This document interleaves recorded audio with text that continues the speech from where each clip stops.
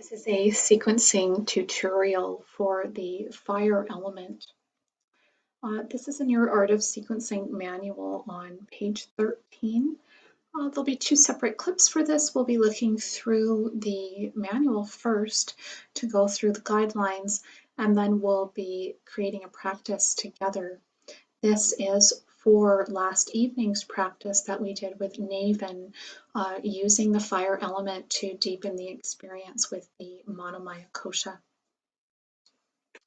So something that we can add when we're talking about the fire element is that in addition to working on the power chakra and supporting the samana vayu, and so digesting and processing, this in particular is a practice that helps us delve into the Manomaya Kosha, so the emotional layer of the body. The water element is also a Manomaya Kosha practice. But this practice is coming from a place of tejas, so stepping into that place that might be uncomfortable for us with the intention to experience our own betterment or transformation. Whereas the water practice is approaching the Manomaya Kosha from an ojas practice. Our intention is to build and nurture and support. So keeping that in mind, the first thing that we typically are going to do with someone, and in last evening's practice, what we did is we talked with Naven about exploring how to support herself when she's in a more agitated or pitta unbalanced state. And we talked about how we would use the fire element first and foremost to meet her where she's at, but then what our intention was in that practice was to support her in moving from the fire element eventually into more of a water and then an earthy practice. So there's a few different ways that we can sequence a fire element. When you look in your manual, hopefully you've printed it in color if you're following along in print. I have been told that if you print this in black and white, that numbers 6, 7, and 8 may not show up for you. There's a few different ways that we can approach the practice, but always there needs to be a really clear start and a really clear end to the practice that you're sharing with your student. And so what I suggest is that in the beginning of the sequence, to choose something, and usually if someone's in a more pitta state, I would invite them to choose what posture feels most supportive for them. I would invite ease into the body in a supportive posture, whether that's seated, supine, so lying in the back, or even prone, lying on the stomach. If the individual is experiencing anxiety, you might include some core work, as long as it doesn't distract from getting in touch with the breath. This is their time to start to shift into that more parasympathetic state, to invite feeling more at ease, maybe a little more safe or comfortable with you. You might employ some craniosacral therapy, some aromatherapy, some marma therapy, or even some massage to the head, the neck, or the shoulders. And you'll get to know your client and you'll know what's appropriate here. But as I was starting to say, if someone is feeling anxiety, you might want to invite some gentle core work here, just using that brahmana, that heating concept, to support them and starting to release some of that anxiety. It can be very, very soothing. I wouldn't do anything too aggressive. I would have them lying down and in a comfortable position. Next, we want to acknowledge the sacred in some way, and every person has their own comfort level, but you're certainly going to set the intention, giving the student time for breath, setting their own intention, letting you really know what they need out of the practice, and giving them time to transition fully. You'll want to watch for signs that it's starting to make them feel agitated, in which case you certainly don't want them to stay there for too long. So again, it's a relationship, it's a dialogue. Number 3, the third thing we're doing is inviting movement. And if we are starting to move into a fire practice, especially if we're going to be getting into back bends and the hips and things like that, I do think that it's prudent to do something that's going to warm and release the inner thighs. That could be seated posture like butterfly or Baddha Konasana, bound angle pose, where they're really assertively stretching those inner thighs, or it can be as simple as choosing to do a little warrior two prior to setting up into your warrior one. Just something to highlight and warm that. And that's because that's a major tension point. It's part of our deep front line, and often it can impede movement in other areas. And so if we can release that at the hop, we can actually get them to go a little deeper into their practice, and they'll benefit physiologically and even emotionally, energetically, perhaps. The next thing that we want to be mindful of is the spine. We are going to be possibly doing back bends or twists, so we do want to be mindful and choose some slower ways to ease into that movement. That might be doing some forward folding asana. But what I typically tend to do is some form of a salutation that's going to warm and release the spine and create space between the vertebrae.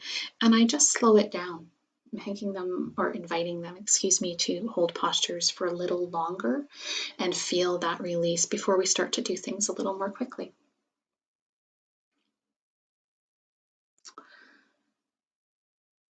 Okay, so looking at number 5, we want to continue to open the body using gentle and supportive twists. And again, you might include that into your initial salutation. What we did with Naven last night was actually we had her lying down on her back. We had her inviting an easy breath. And then we invited her to transition into a salutation that included twisting and spinal release and so on. And we did all of this as part of her salutation. So numbers 3 and 4 and 5 were all done within one flow. So utilizing Vinyasa Krama here. So we had her stand to the top of the mat in a mountain pose, stepping back into a warrior two, taking some time to release that inner thigh and engage the adductors and find support. We had her ground into the pinky toe of her back foot and really root through her heel as she rose up into her warrior one. And I had my hand on her the entire time. I'm so sorry that this wasn't caught on video. We had a computer problem last night, so I'm doing my best to walk you through it. So grounding through her heel, she rose into her warrior one posture, and I was supporting her. I had my foot against her back foot to support her, standing from behind, and I grabbed the ribs and helped her to create space between her ribs and her pelvis. We stayed there for quite a while, and she led the practice. She'd always told me when she was ready, and I dialogued with her. And then I invited her to come forward. I went to stand in front of her, and I clasped onto her wrists and really helped her traction. So she was still in her warrior one stance, but she was coming into more of a humble warrior where her torso was resting on her thigh, was tractioning her arms while she rooted into her back heel. And once she had that length in her spine, I had her root one hand to the floor and gently dial into a twist. And we came up onto the toes of the back foot so that she was still in a nice supportive posture. And then I came behind again, and this time I supported her thigh with my legs, and then again, just grabbing onto those ribs, I supported her in tractioning and in rotating into a deeper twist. We came down to the floor utilizing a child's pose. We did move into Anahatasana, which is a heart opener. And so we started to stretch into the shoulders and releasing everything. And I did more of a downward dog support for her there, placing my hand on her sacrum and tractioning. So that gives you an idea of numbers 1 through 5. What we're going to look at next is the red numbers. They're in red because these are either or options, or you may even omit them. So if our intention is to focus on the core aspect, we likely would have invited the core at the beginning of the practice. And at this point, after we've done these supportive twists and we've done this releasing work, maybe in the context of a salutation or two, we're going to start inviting more core strengthening, and we might play with some arm balances, some core strengthening postures, or even some form of an inversion. We would come out of that slowly. Obviously, we wouldn't need number 9 that much, but then we would come into number 10. So listening to the body, just doing some supportive forward folds or some restorative asana, and then slowly transitioning into Shavasana, excuse me. Now, if my intention were a little different, if my intention were more about back bends, I would probably have emphasized more releasing through the shoulders, the front of the thighs, into the quadriceps, and maybe even the psoas and so on, really releasing the front body a bit more in that flow that I did in the earlier numbers. And at this point, after number 5, I would drop into number 7, and we would work with back bends. So we would really be focusing on progressing the spine, going from more gentle back bends progressively into deeper back bends.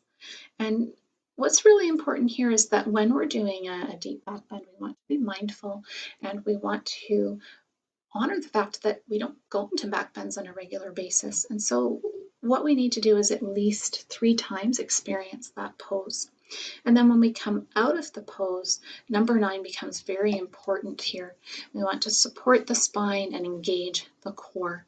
Once this is done, we can release the back with gentle and supportive twists after the core engagement. And this is because of reciprocal inhibition. When we do a deep back bend, it's really hard on some of the musculature through the spine. So by engaging the core, we are going to force the muscles through the back to release, and it's a lot more sensitive to the body and the fact that people aren't in back bends on a daily basis. So again, after a deep back bend, we want to support by engaging the core, and then we can do some gentle and supportive twists if that feels nice and it complements your practice. If we're looking more at number 8, which is the practice we did with Naven last night, we're going to be focusing primarily on twisting and releasing emotions in the body. Twisting is more about releasing emotions. Back bends is more about developing that courageousness and confidence, as is getting into arm balances and confidence as well. So if we are getting more into that twisting, after the sun salutations, which we did last night, we moved into some seated sequencing, and we dialogued with Neven, and at that point she was ready to start experiencing more of a water element. And so I supported her in a nice seated twist. From there, I asked her if she wanted to more come into a side plank posture and to really emphasize strengthening, or if she wanted a forward fold, and she did. And so we dropped her into a nice Janu Shirshasana or a head to knee pose, and I again supported her. At that point, we uncovered that her left hamstrings are tighter than her right hamstrings. And so we decided that in our next appointment, we would look at her hamstrings and try to do some tie release work. We also decided that we would always do her left side first because we want to honor that her left side is not able to go as far as her right side. And so next time we would let her left side determine the degree to which she should go, and then we would make the right side only go as far. That way we're not creating imbalance. And then after we did the twisting and the forward folding, we brought her down to the floor, and I did some supportive supine twisting with her, where I did a little bit more of Thai therapy, just using my hands to help her sink into a nice stomach twist. And from there, we brought her into Shavasana. I supported her with some craniosacral therapy and some breath work, and we let her just relax for a while we finished our chat for the class. So I hope that this is helpful. If you'd like to speak with me further, please send me an email at stephanie@mandorlayoga.com. That's STEFANI@mandorlayoga.com. Thank you.